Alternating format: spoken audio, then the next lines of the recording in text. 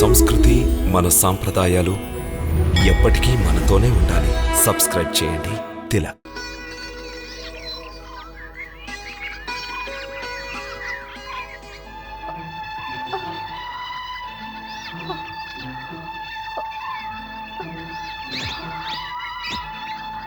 లేదు సహోదరి, మా వల్ల కావడం లేదు. ఎండ ఎక్కువగానున్నది. ధరిత్రిపై నడుచుచున్నట్లు లేదు, అగ్నిపై నడుచుచున్నట్లున్నది.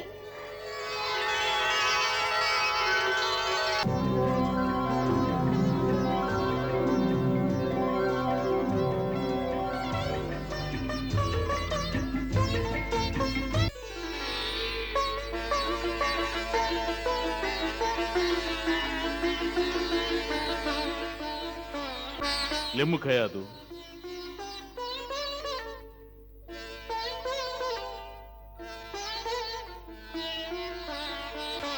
రాణి ఖయాదు, నీ వడి ఆనందమనడి ముత్యములతో నిండిపోయినది. త్వరలో నీకు అసుర శ్రేష్ఠుడనడి ఆణిముత్యం ఉదయించబోతున్నది. ఇప్పుడు నీవు కంట తడిపెట్టరాదు ఖయాదు. ఇటువంటి స్థితిలో నీవు పదే పదే రోధించుట ఉచితము కాదు.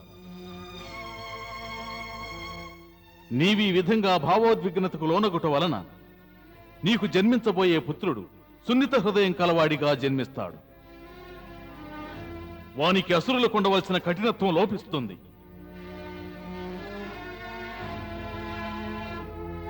ఖయాదు, మా ఆకాంక్ష ఏమిటంటే నీకు జన్మించబోయే పుత్రుడు మహోన్నత దైత్యుడు కావాలని.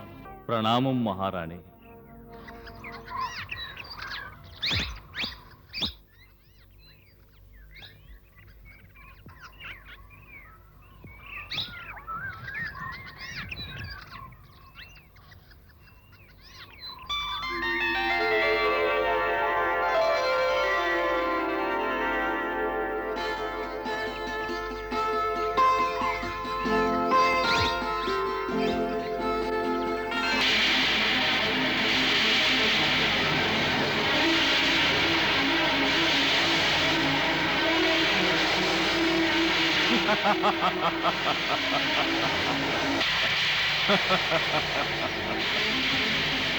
సారథి,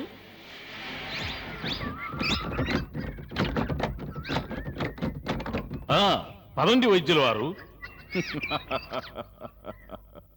తమరు కయాదుపై పూలవర్షము కురిపించి పక్షుల ద్వారా నీడను కల్పించి తమ భక్తురాల కొరకు వీక్షింపచేసిన లీలలకు శుక్రాచార్యులు బహు ప్రసన్నులైనారు. ఎందుకంటే వారు దీనిని తమ ఆశీర్వాదం యొక్క ఫలితముగా భావించుచున్నారు. ఇప్పుడు వారికి సత్యము విశదమైనది, సందేహము విశ్వాసముగా మారినది. వారి ఆంతర్యమున అవశ్యము అలజడి చెలరేగుచున్నది. వైద్యరాజా, మీ ఊహలకు పగ్గాలు వేయండి. మీరు రాణి ఖయాదునే కాదు, మా ఆశీర్వాదమునే సందేహించుతున్నారు. మా తపోబలమునే అవమానించుతున్నారు. మీ ఈ అపరాధమునకు కఠిన శిక్ష విధించవలసి ఉంటుంది. గురుదేవ, సత్యము వచించుట దేశభక్తికి నిదర్శనము. అసురుల హితము యోచించుట ఏ అపరాధమైన ఎడల నేను అవశ్యము శిక్షార్పుడనే.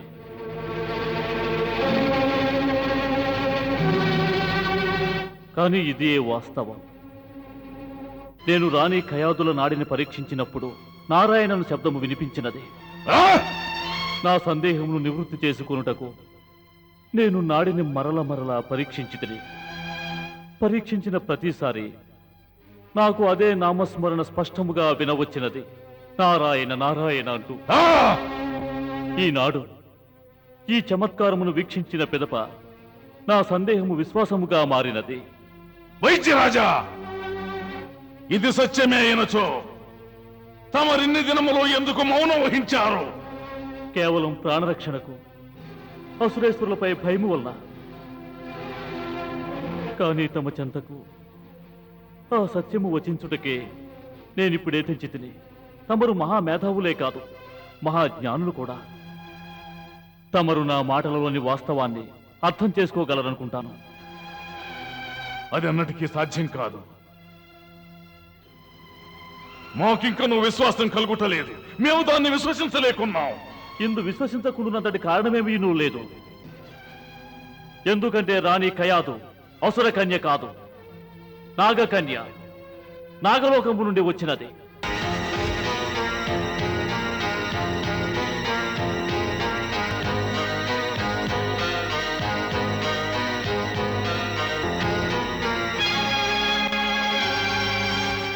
రాజవైద్యుల వాక్కులు వాస్తవమేనా? గురుదేవా, ఇది కుతంత్రం గురుదేవా, కుతంత్రం. దేవతలు కయాదు ద్వారా అవశ్యం ఏదో పన్నాగము పన్నుతున్నారని తోచుతున్నది. గురుదేవా, కయాదు అంతరాత్మ నిరంతరము నారాయణ మంత్రము జపించుతున్నది. గురుదేవా, అసురుల పరిస్థితి సంకటమున ఉన్నది గురుదేవా, సంకటమున ఉన్నది. ఈ సంకటమును తమరే నివారించగలరు గురుదేవా, కేవలం తమరే నివారించగలరు.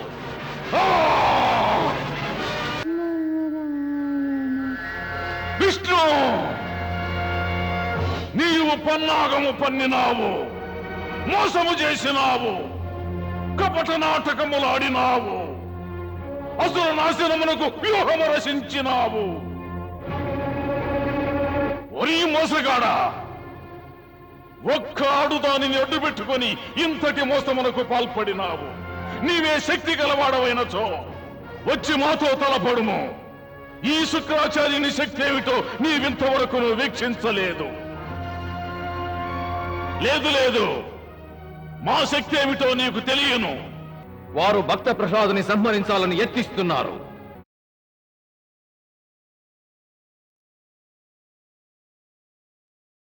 పైగా అతడు విష్ణుమూర్తి యొక్క పరమ భక్తుడు.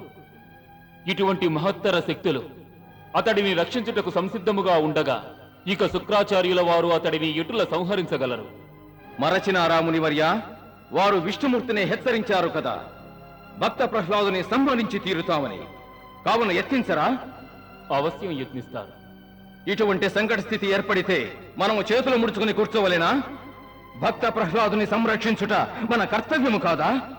అవును దేవేంద్ర, మనము ఈ కర్తవ్యమును గంగాదేవి యొక్క మార్గదర్శనము ద్వారా చేయవలెను. హే జగన్మాత, హే భక్తవత్సలే మాతా గంగా, కృపతో మాకు దర్శన భాగ్యం కలిగించి మమ్ము అనుగ్రహించండి. ప్రణామములు మాత. శుభమస్తు. హే మాత, శుక్రాచార్యులు ఆది నుండి దేవతలకు విరుద్ధంగానే ప్రవర్తించుతున్నారు. వారిప్పుడు భక్త ప్రహ్లాదుని గురించి రహస్యము తెలుసుకొని ఆవేశపూరితులవుతున్నారు. అవును మాత, భయం కలుగుతోంది. శుక్రాచార్యులు క్రోధమున ఉన్మత్తులై భక్త ప్రహ్లాదుని వారి మాత కయ్యాదుని సంహరించదలిచినారు. తమరు అనుజ్ఞ ఇచ్చినచో మేము అసురలోకంపై దండయాత్ర సాగించి కయ్యాదుని రక్షించెదము. వలదు దేవేంద్ర, పరమ జ్ఞాని అయిన శుక్రాచార్యులు అకారణముగా ప్రతీకారమనడి అంధకారమున భ్రమించుచున్నారు. అది వారి యొక్క దౌర్భాగ్యము.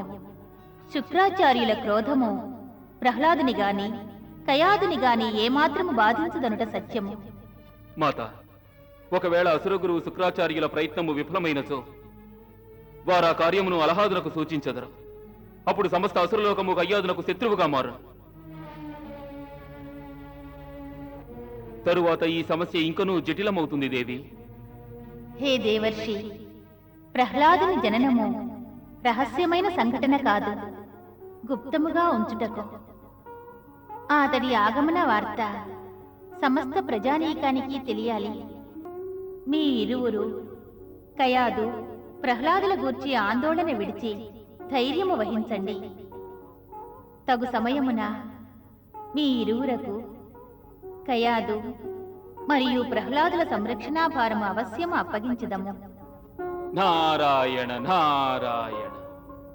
మేము తమ ఆదేశానికై ప్రతీక్షిస్తుంటాం. తమకు మా శతకోటి ధన్యవాదములు.